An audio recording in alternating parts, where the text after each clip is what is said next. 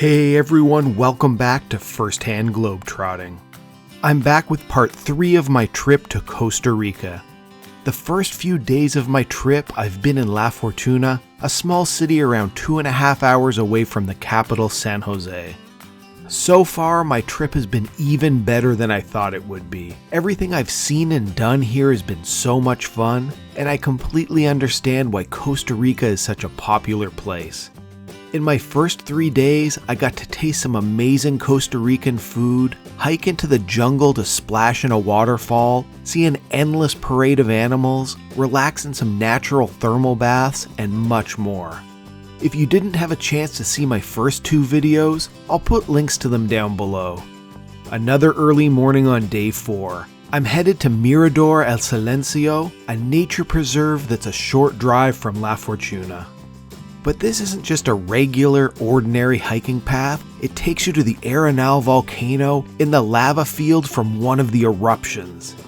I'm back again with Danny from La Fortuna Explorers. He was an amazing guide yesterday at the Mystico hanging bridges, so I'm excited to have him take me to the volcano. As soon as I stepped onto the trail, I could already tell that it was going to be much more of a natural hike than the one yesterday, not nearly as man-made or busy.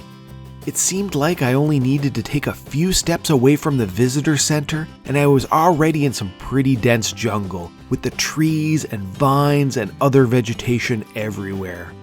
I definitely had fun on the other hikes and walks I did, and I saw a lot of amazing nature and animals, but this is much more like the type of hikes I was expecting in Costa Rica, with more rugged paths and no one else in sight.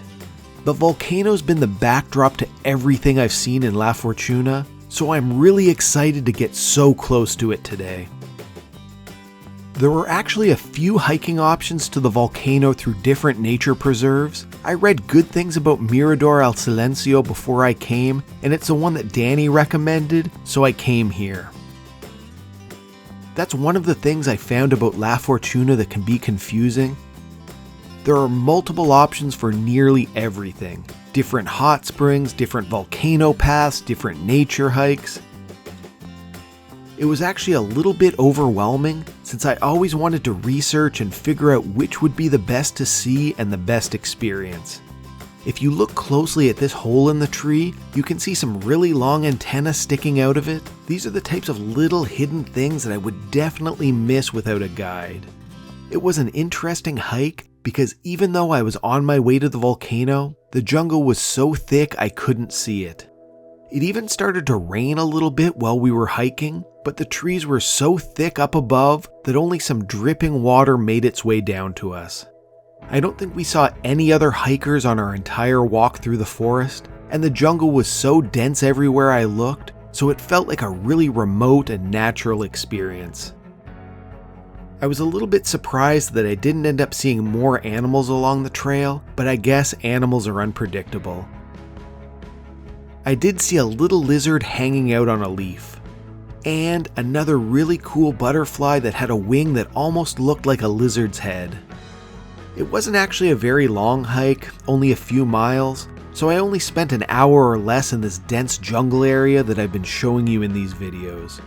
I think when I looked at the map, there's a way that you can just drive to the base of the volcano, but I'm a lot happier that we hiked it. The Costa Rican nature is one of the main reasons I wanted to come on this trip so badly, so the more of it that I can see, the better. But after a while, I noticed that the vegetation was slowly thinning out along the trail, so I figured that pretty soon I'd get out of the jungle area and get to look at the volcano. Eventually, the jungle nearly completely disappeared, and I ended up in an area that was more like a fruit orchard. It was almost like I came out in a farmer's field or something, with a lot of open, grassy area and some smaller trees along the path. More importantly, since there weren't as many trees, I was finally able to see the volcano again. It still looks like it's pretty far away, but I'm definitely a lot closer now. There was a really big bird along the trail on the other side of a fence, but it didn't look like it was doing very well, just kind of staring off into the distance. The field area didn't last long though, and pretty soon I was back on a smaller path.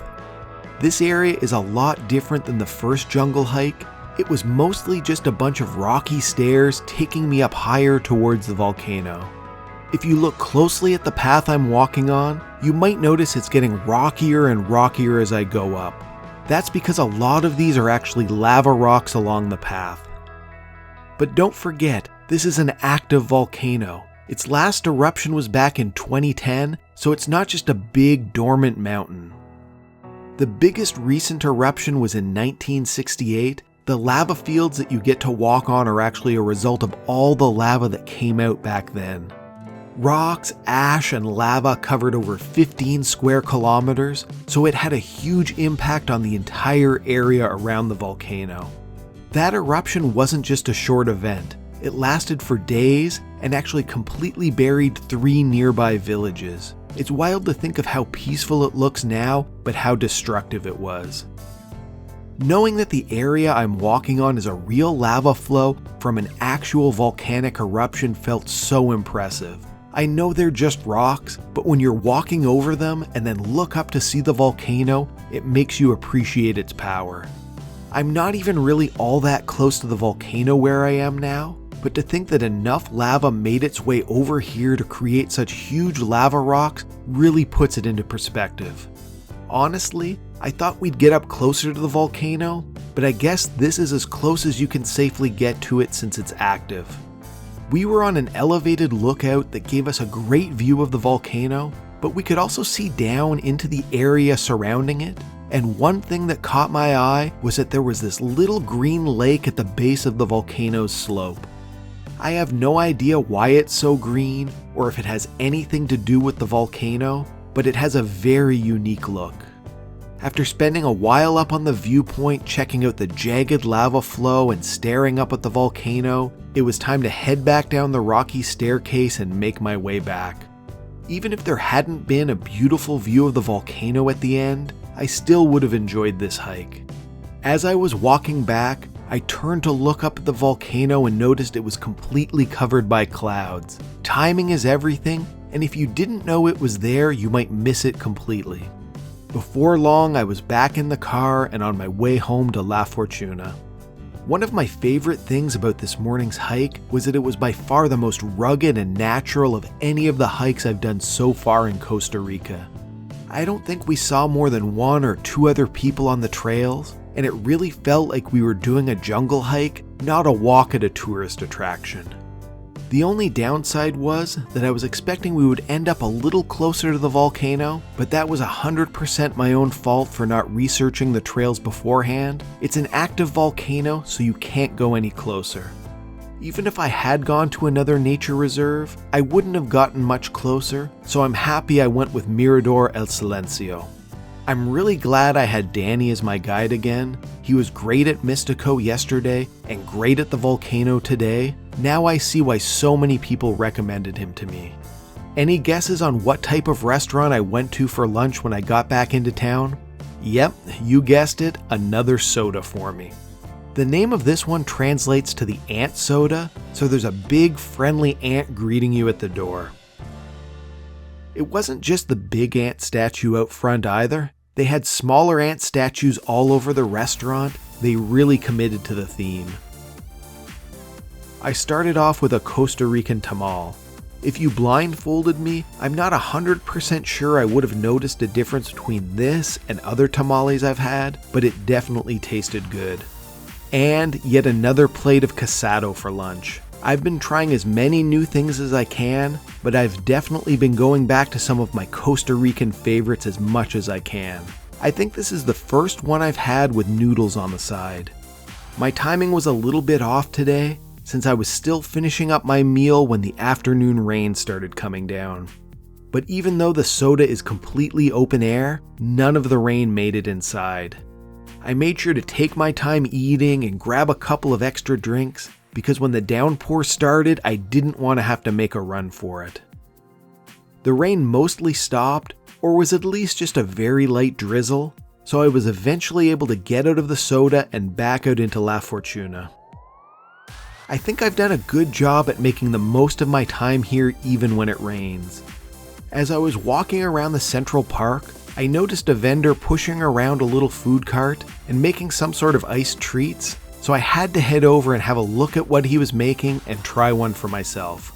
What he was selling was copos, a Costa Rican shaved ice dessert. The ones he was making had a lot going on. The ice was topped with a fruit puree, powdered milk, condensed milk, a marshmallow, and even an edible straw. It was really good and probably the most complicated snow cone that I've ever had. Sadly, this is my last night in La Fortuna before I pack my bags and head off to see more of Costa Rica. As you can probably tell from my videos, I've had a fantastic time here. It's pretty much the perfect size for a tourist town, not too big and not too small. I really liked how there was a nice, compact city center, and then plenty of amazing nature options within a 20-minute drive from my hotel. I didn't even have a car. I either walked to things in La Fortuna or took inexpensive taxis to places a little further away. Walking around town, there were so many colorful signs and murals everywhere. Even though it wasn't big, I loved just wandering around and exploring, even if I ended up down the same streets a lot. This mural here really summarizes my time in La Fortuna. Nature and monkeys and a waterfall and a volcano. I think the only things here I didn't see were any colorful birds. Maybe those will be at my next stop. But I think I spent the perfect amount of time here. I saw all of the things that were must-sees for me, but didn't have to rush through any of it. One thing I saw all the time here were these long parades of leafcutter ants walking along the paths and the sidewalks. You see big chunks of leaves moving along, and then little ants holding them up in the air, and empty-handed ants going the other direction to get chunks of their own. I saw a trail of leafcutter ants in the little area behind my hotel and followed the trail back to the source. It's pretty impressive seeing how they swarm over the leaves and start ripping them apart piece by piece. I've been talking about this nature area a lot and showing you how beautiful it looks back there, but there's been one mystery that's been haunting me ever since I got here, and I really wanted to solve it on my last night. When I checked in, the person at the front desk told me that there were a lot of tree frogs back here. As soon as I heard that, I wanted to see them, but I've seen exactly 0 frogs so far. I've been looking everywhere for them. On the ground, in trees, on rocks, in these little ponds they have, but no luck. I think I've been back here at least twice a day, every day, trying to find any signs of frogs, but I haven't even come close to finding one.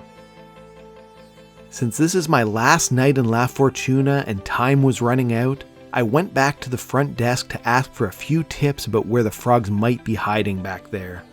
It turns out that the tree frogs come out at night, so you have to go when it starts getting dark out. That explains why I hadn't been seeing them all of the times I've been here during the day. Glad I asked. As soon as it started getting dark, I headed back to the nature area and started doing a little more searching for those frogs. But even though it was nearly completely pitch black, I wasn't seeing anything at all. I was almost going to give up and leave when I heard a thump in front of me, and it was a frog that jumped down onto a leaf along the path. I couldn't believe it. If I had given up a minute earlier, I never would have found them. And once that first frog came, it was like the floodgates opened and I was seeing tree frogs everywhere I looked. It seemed like every leaf in the entire jungle had a frog on it now, all of them coming out of hiding at the same time. They have these big red eyes and then green bodies with little yellow patches along the sides and long blue legs with orange feet. They almost looked like little painted statues on the leaves. They were so still and had such vibrant colors. There were even some mating, so you just see 4 bright red eyes staring back at you through the darkness. This was such an amazing experience getting to see all of these frogs out in the wild. I'm so glad I was finally able to find them. After the excitement of finally finding the frogs, I went out to get one last meal in La Fortuna before I leave tomorrow, getting a good seat to watch the city go by as I ate. I started out by trying a pretty common Costa Rican drink, agua dulce. It's unrefined cane sugar mixed with hot water. The taste was good but a little bit unexpected since it was really sweet. I'm used to sweet cold drinks. Other than hot chocolate, I don't think I usually have any hot drinks that are this sweet. And another repeat for dinner, some more arroz con pollo for me. This is quickly becoming one of my favorite Costa Rican foods. I can see why it's so popular. I've loved my time here in La Fortuna. Even though this is my last time walking around in the city, I have so many good memories of my time here, and I'm so glad I came. Pretty much every grocery or convenience store I've been to have had 2 main Costa Rican beers for sale. So tonight I decided I'd finally try one of them out. I went with Imperial tonight, and it was a nice cold beer after a night hunting for frogs. And on the walk home, even more tree frogs. It's hilarious that I've spent so long not being able to find them, and now they're everywhere I look. It's like they were intentionally waiting until my last day to come out. So that's the end of my 4th day in Costa Rica and my last day in La Fortuna. Tomorrow, I'm off to my next city, Monteverde. While I'm sad to leave La Fortuna, I know that I'm going to have so much fun on the rest of my trip. I get to take a really unusual transportation method to get there, do a nighttime search for animals, go for a walk in a cloud forest, go ziplining through the jungle, and so much more. I'll put links to those videos down below, and make sure to watch the videos of my first few days in La Fortuna if you missed them. If you have any questions about anything I've done so far, ask me in the comments. And while you're at it, don't forget to like the video, share it with your friends, and subscribe to my channel. If you want to see what I'm up to now, I'm firsthand globetrotting on Instagram. Follow me on there. And don't forget, it's an incredible world out there, so pick up your passport and do some firsthand globetrotting of your own.